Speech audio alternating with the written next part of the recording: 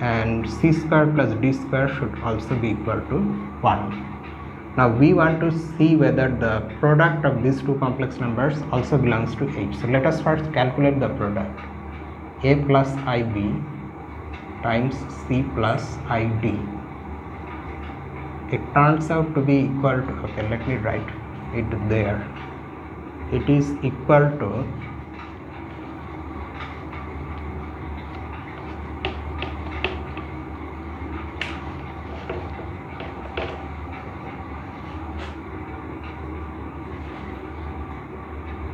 AC minus BD plus I times AD plus BC. You can verify that this will be the product.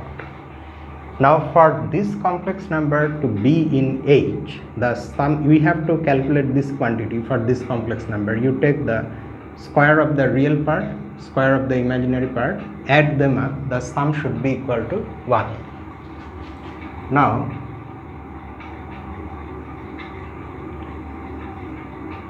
note that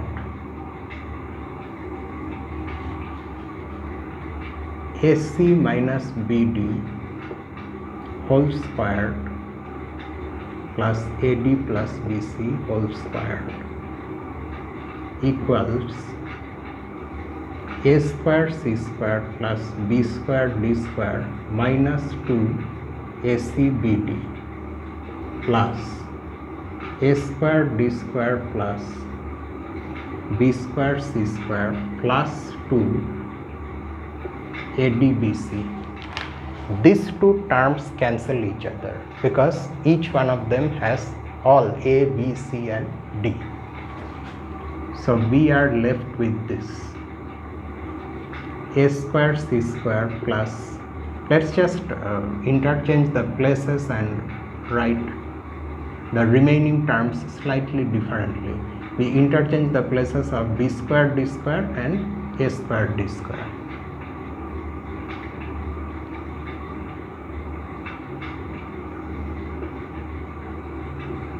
Now from the first two terms, if we take A square common out, then by the distributive law we have this. From the second term, from the third and fourth term, if we take B square common out, we will have D square plus C square, which ultimately is equal to C square plus D square. So you can see that this thing is nothing but A square plus B square times C square plus D square, and both of them are equal to 1. So this is also equal to 1. So that's what we wanted. This implies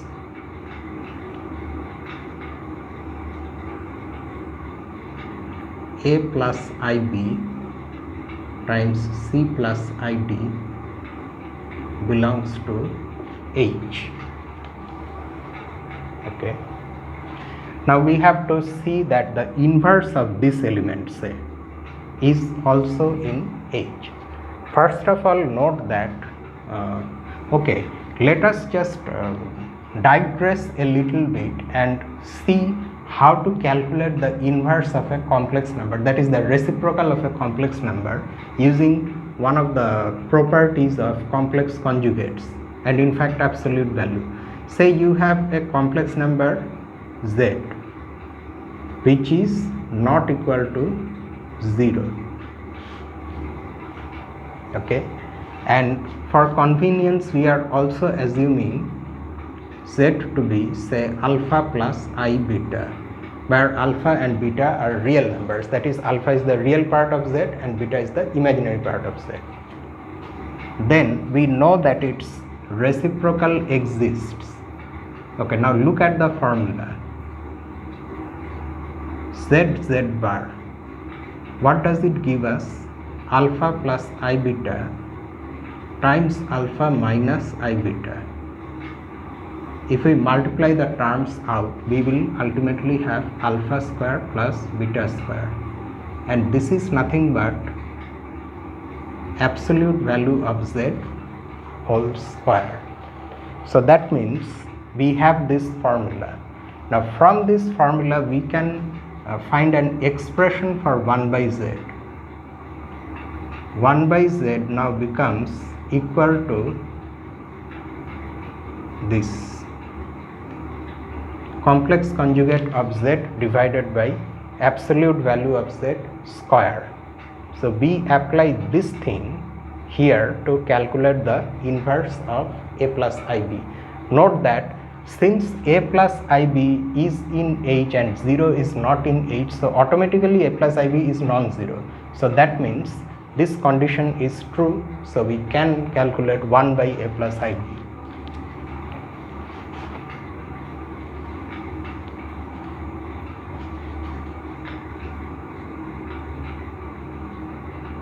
Also 1 by a plus ib is equal to, according to that formula, we must have the complex conjugate of a plus ib divided by the absolute value of a plus ib square.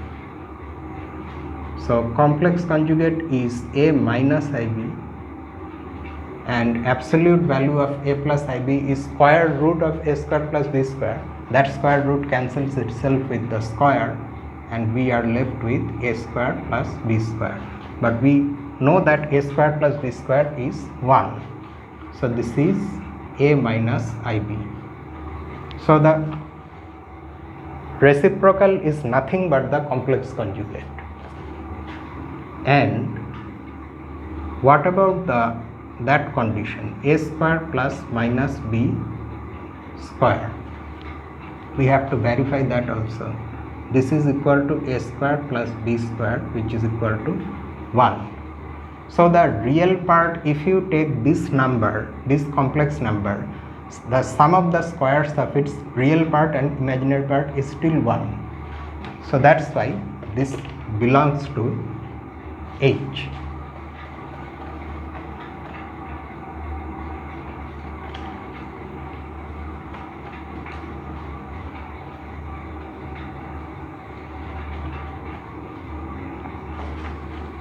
Hence,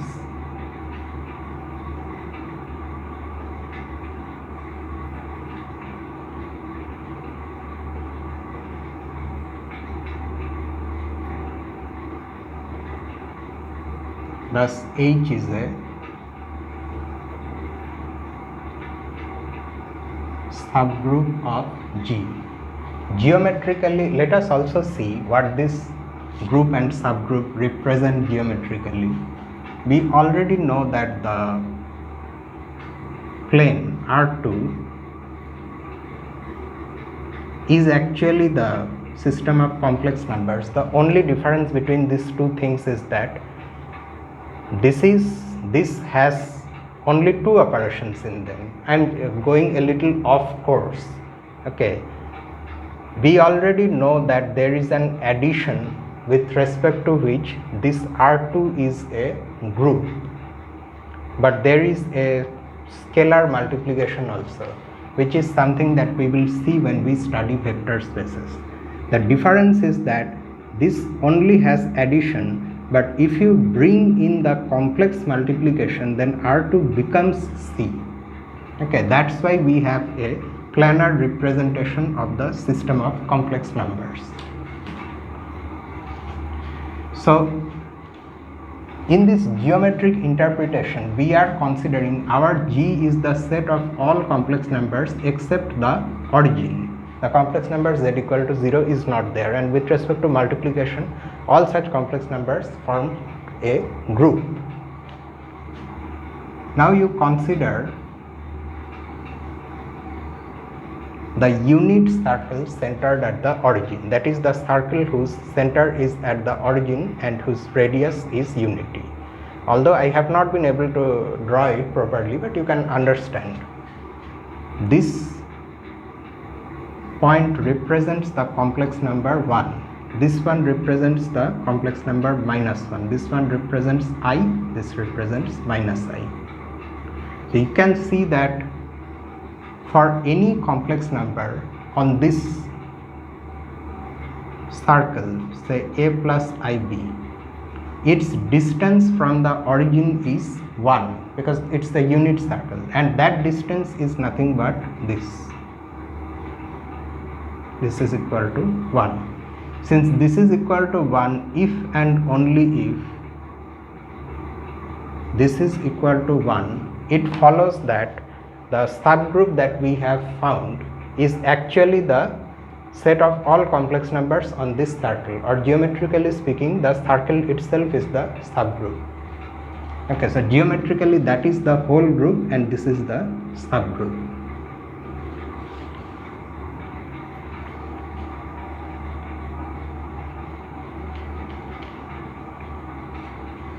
And is that all? Yes. Okay, now we are going to go towards a result in finite group theory which is extremely important. It is known as Lagrange's theorem. So in that direction we will need some things. So let us start with a definition. Let G be a group and H be a subgroup of G.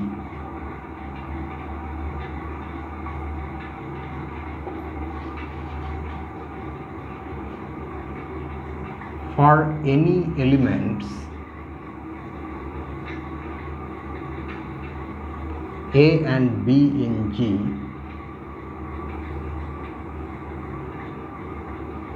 we say that A is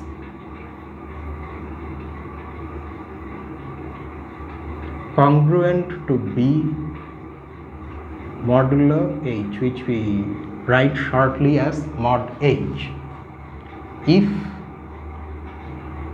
the element AB inverse belongs to H. Okay, this is a relation we have defined here between any two elements of a group using the subgroup H.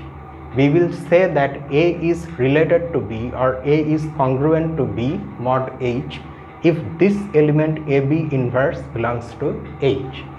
Why are we suddenly making such a weird definition? We will see. The reason will become clear as we proceed. If A is congruent to B mod H, we write, we have a symbol for writing it, mod H, which looks exactly like how we would write an ordinary congruence involving integers. And there is a reason for this notation, and in fact there is a reason for calling it congruence, and the reason will become clear because of this. Should I say about the... Okay, let us just see why this notation is like this and why we are calling it congruence. Let G be the group of all integers under addition. Okay, we know that the integers form a group under addition. Now we want to, we are trying to justify the reason for this notation. Let n be a positive integer.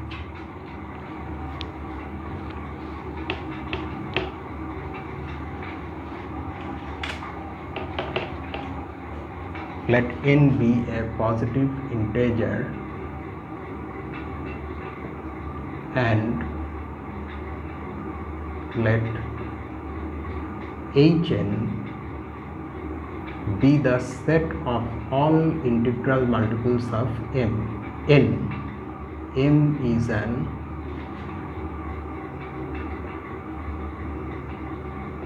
integer.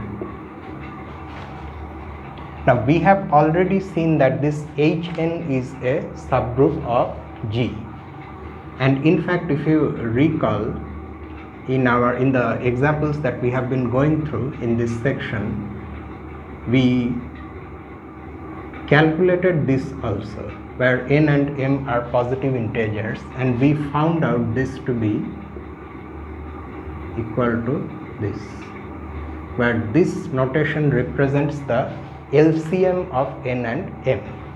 So in that example we have already seen that Hn is a subgroup of G. Okay. Now let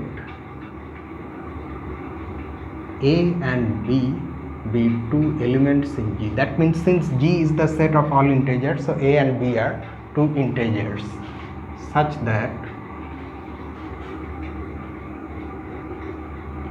A is congruent to B mod n.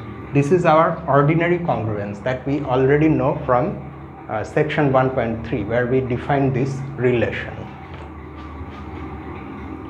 Then n divides A minus B. By definition of this relation, n has to divide A minus B, and hence A minus B belongs to Hn, because being divisible by n or being a multiple of n means being in Hn. So now you look at this definition. A is congruent to B mod H if AB inverse belongs to H. In writing this notation AB inverse, we have to understand that there is the binary operation between A and B inverse, which we are not writing according to our convention. Now in this particular group of all integers, our binary operation is ordinary addition. So how would we write AB inverse in this particular case? A plus B inverse, but in the additive group B inverse is minus B. So that means it is nothing but this. So if we reinterpret the ordinary congruence modulo n in terms of the additive group of integers and this subgroup, then we see that A is congruent to B mod n. If this happens, then A is also congruent to B mod Hn according to this definition. Conversely, if this happens, then our ordinary congruence is also true. So we write like this. This implies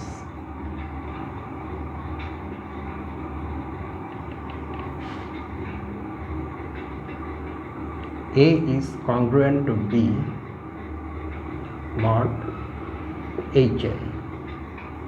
So the above definition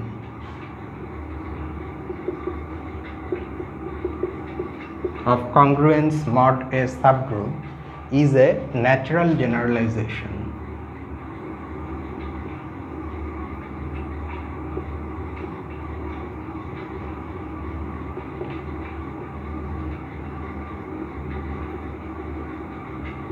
Of a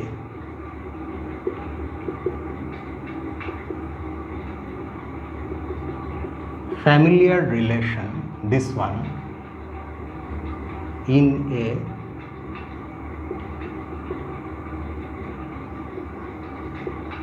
familiar group, that is the group of all integers under addition.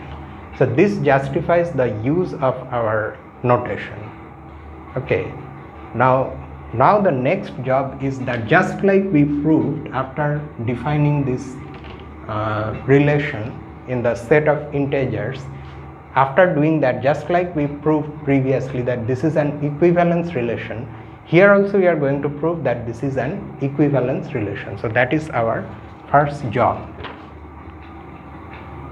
and that is lemma, that is the third lemma of this section. 2, 4, 3.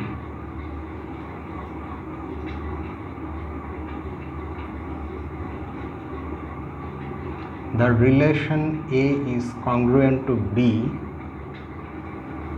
mod H is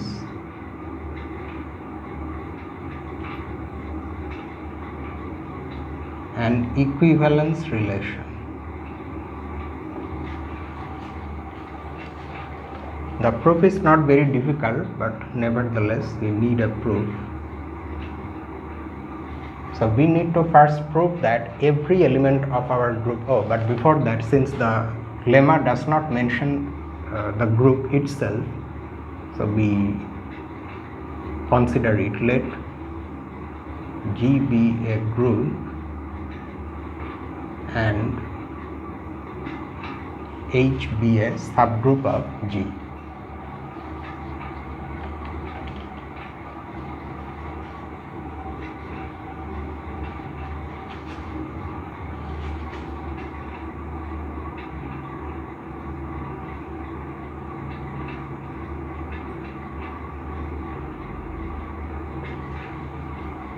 We first need to show that every element in G is related to itself. For any A belonging to G, we have A inverse. A inverse is the identity, and since H is a subgroup, it will have the identity in it as an element, and hence by definition of our relation, A is related to A mod H, and this is true for any element in G, so the relation is reflexive. Next, assume A and B belonging to G such that A is related to B mod H. Then this implies AB inverse by definition is in H, and hence BA inverse, which is the inverse of AB inverse.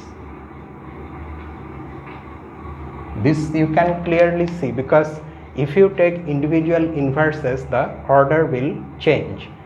B inverse whole inverse will come first, which will become equal to B, because the inverse of an element is the element itself, and then after that A inverse comes. So we get BA inverse. So this again belongs to H.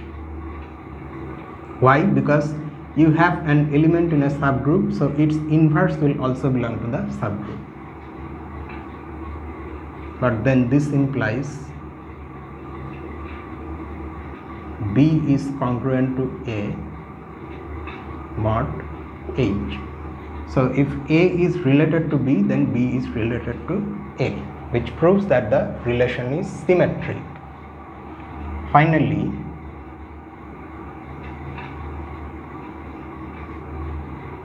let A, B and C be three elements in G such that A is related to B and B is related to C. Then by definition, AB inverse and BC inverse both belong to H. Hence, AC inverse, which can be written like this: AB inverse B C inverse. B inverse and B cancel out, so we are left with A C inverse. So this also belongs to H, because here we are taking the product of two elements in H. H is closed under product, so this belongs to H. Thus A is related to C. A is congruent to C mod H. This proves that the relation is transitable, so hence it's an equivalence relation. So the given relation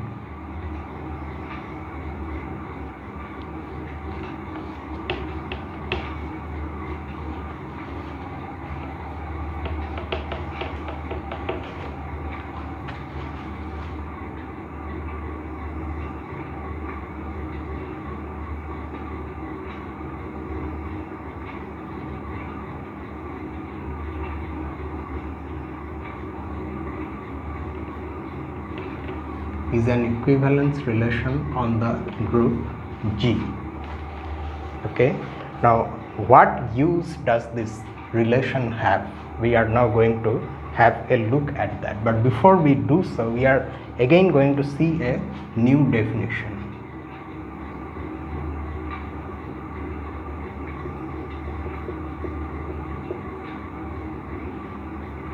Let G be a, we have got an equivalence relation on G. It will be used, it will definitely have some use. So after having an equivalence relation, the next thing, natural thing, is to look at the equivalence classes. So we are going to do precisely that, and the next definition will tell us what sort of sets we will get as equivalence classes. Let G be a group and H be a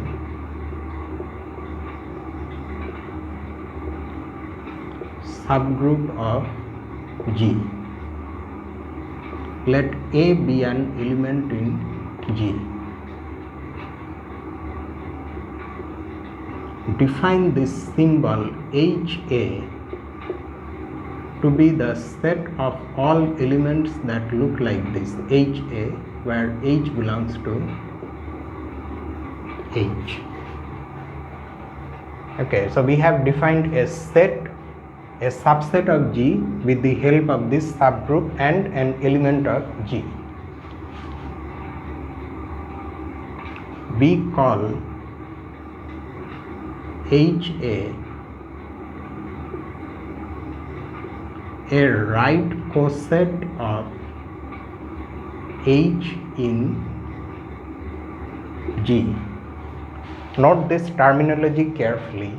This set HA is said to be a right coset. Right because the element A is appearing to the right of H.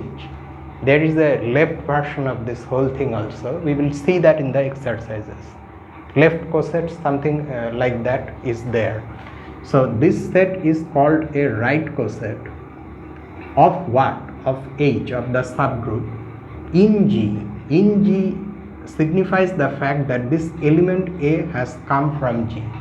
If we are dealing with a situation like this, where say we have a group G which has a subgroup H, and H again has a subgroup K, then a right, suppose you have two elements like this, A and B, you can then consider the coset KA, and you can also consider the right coset KB. Then we will say that KA is a right coset in H. Also you can say that KA is a right coset in G, because A is in both H and G. However, KB is a right coset in G, but you cannot say that KB is a right coset in H, because B is not coming from H. So that's what this terminology means.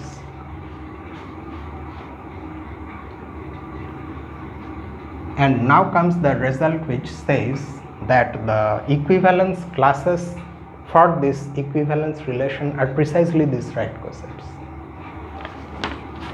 specifically we have this.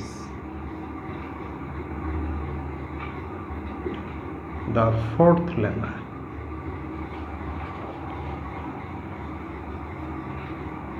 Let G be a group. Actually these things are not written in the lemma, but I am just formally writing. And H be a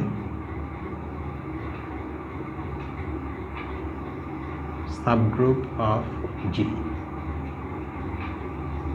For any element A in G, we have HA equal to the set of all elements X in G such that X is congruent to A mod H. So this is the equivalence class for this equivalence relation that contains A. In other words, this is the set of those elements in G that are related to this fixed element A. So that forms one equivalence class. That equivalence class we will have to show is equal to HA, this right coset.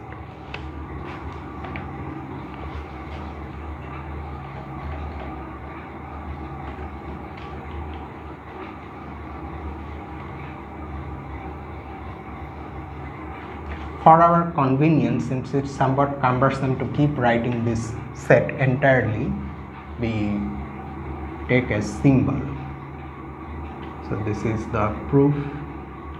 We devise a symbol to denote it. For any A belonging to G, define CL of A, that is class of A, to be the set of those elements in G that are related to A. So we have to prove that HA is equal to class of A. Let H belonging to H be any element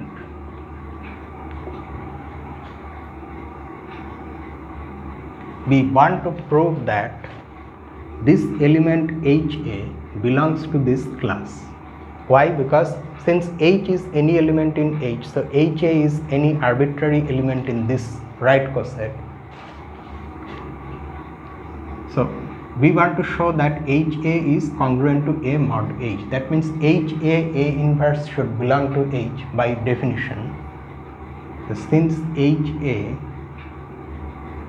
A inverse, which turns out to be equal to H, and this belongs to H, we have HA congruent to A mod H. Hence,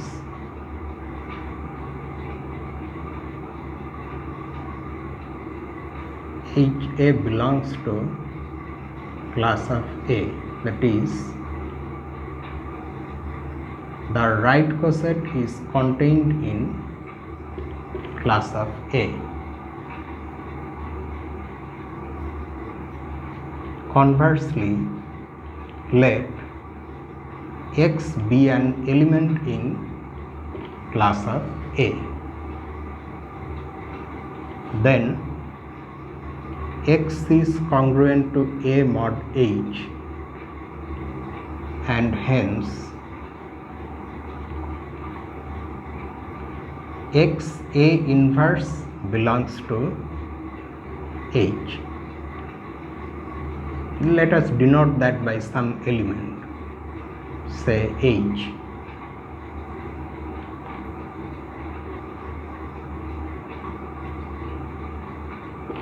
And this H is in H.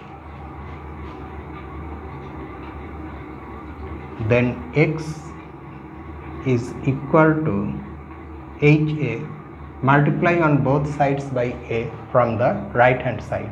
that gives us x equal to HA, and HA has the required form for it to be in this right coset. So any element in the class of A is again in HA. Thus class of A is also a subset of HA. Now you combine these two containments. Hence HA is equal to class of A, and class of A is that thing. So this completes the proof. So we have now identified all the congruence classes of this relation as right cosets of H in G.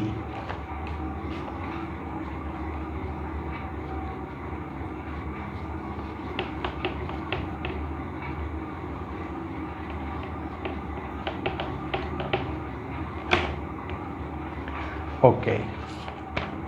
So now, having proved this lemma, we are going to take the next step.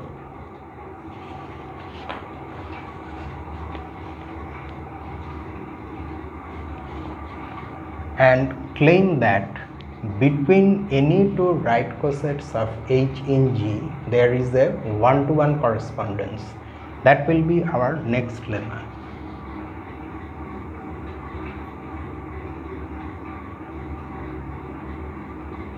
So this is the fifth one, and the specific statement says this: let